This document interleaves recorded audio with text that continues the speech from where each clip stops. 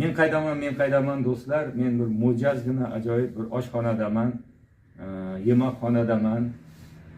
Kafeda deymiz, gohida restoranda bo'lganman, lekin bir restorandan ham men uchun bir ko'ngilga yaqin joy. Sababi Dovondan charchab, ochqab kelganimizda mana shu yerda meni kutib olayotgan Bobomurod qadrdonim bor.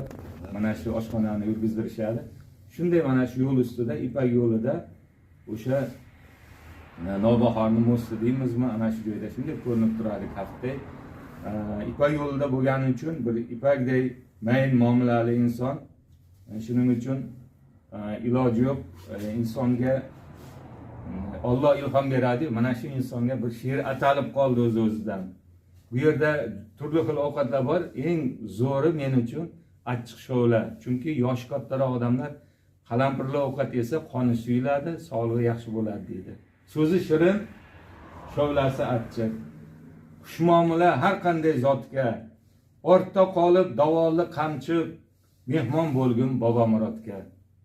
Ro'zg'orini yashaydi butlab, mo'jazgina yemakxonada, on hazratdek kutadi qutlab, yo'lim tushsa goh Farg'onaga.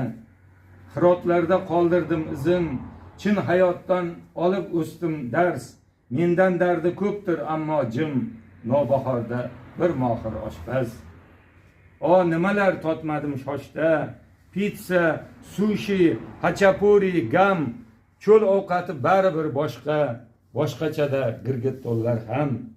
Shoir injiq, mijoz noziktab, bobo hushyor, imni sezadi, olov bo'lib, hatto soch terlab, deyman achchiq kesadi.